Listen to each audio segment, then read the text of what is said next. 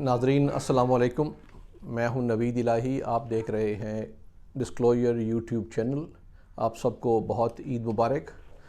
اس موقع پہ ویسے تو ہلکی پھلکی گفتگو ہونی چاہیے، لیکن کچھ ایشوز ایسے ہیں جو ساتھ ساتھ بیان ہوتے رہیں تو ضروری ہے آج کل کے حالات میں۔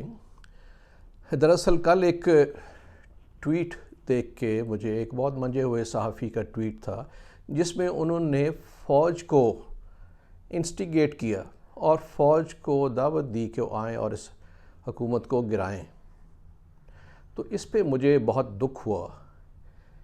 ویسے تو دیکھنے میں آ رہا ہے کہ کافی عرصے سے مختلف طرف سے سیاستدانوں اور ان کے حواریوں کی طرف سے اس طرح کی باتیں کی جا رہی ہیں جس میں فوج اور عدلیہ کی تضحیک بھی ہو اور ان کو پرووک کیا جائے، اور ان کو دعوت دینا جو ہے وہ تو بالکل ہی آئین کی خلاف ورزی ہے، جمہوریت کی روح کے منافی ہے۔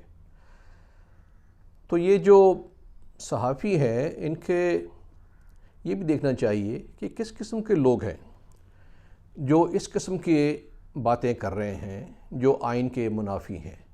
اب یہ جو صحافی بہت پرانے منجے ہوئے ہیں، ان کے بارے میں مجھے ایک میرے بہت سینئر انٹیلیجنس آفیسر نے ایک دفعہ بتایا، بہت سال پہلے کی بات، جب ان کا شاید آغاز ہی ہو کیریئر کا، کہ وہ خود ان کو 1000 روپیہ بطور سورس دیتے تھے اور ان کی ہی اجازت سے یہ ایک دشمن ملک کی قونصلیٹ سے بھی 1000 روپیہ رہتے تھے، یعنی 2000 روپے میں ڈبل ایجنٹ تھے۔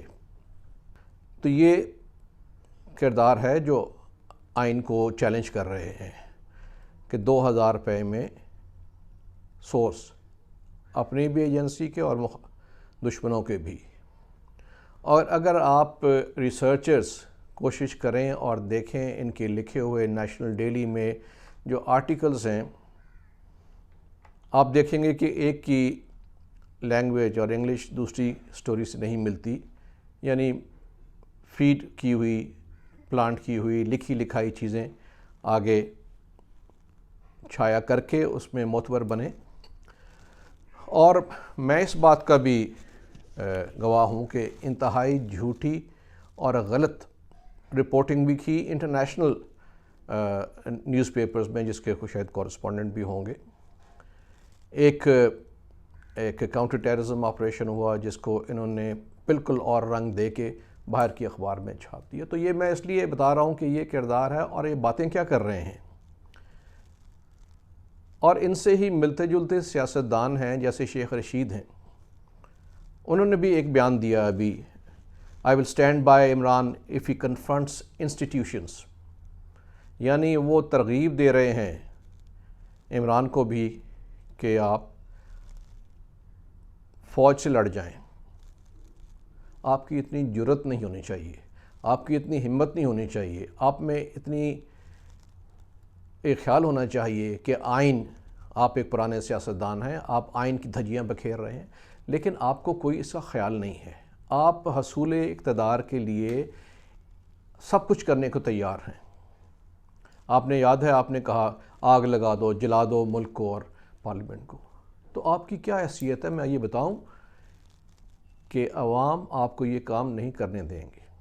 اب دیکھیے کہ عمران خان خود بھی جب اقتدار سے باہر ہوئے ہیں، یہ ابھی جب عدم اعتماد تحریک کے نتیجے میں، تو اس کے بعد بہت ماہی بے آب ہیں۔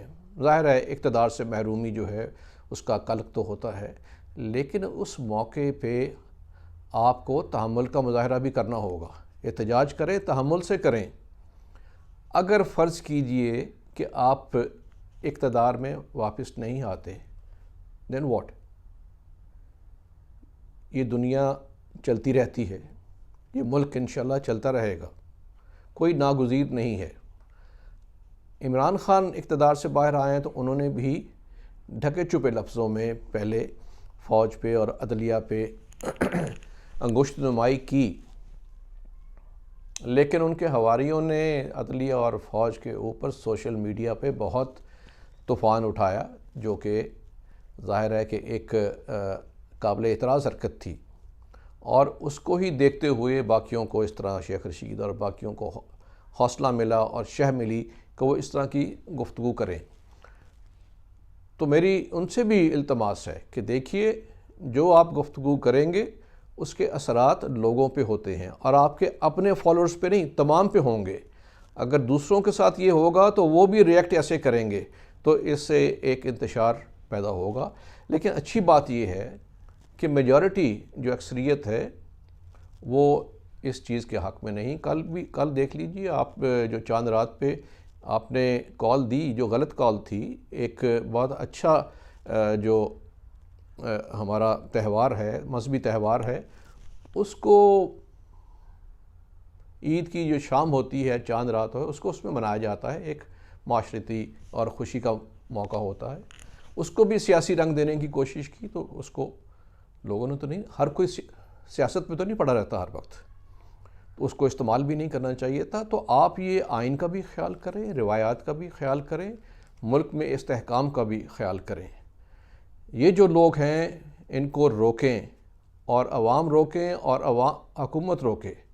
جو لوگ آئین کو سیبوٹاج کرنا چاہ رہے ہیں، جو لوگ اس میں جمہوریت میں فوج کو ملوث کرنا چاہ رہے ہیں، ان کا محاسبہ کرنا بہت ضروری ہے، اور یہ محاسبہ حکومت وقت کی ذمہ داری ہے اور عوام کی ذمہ داری ہے۔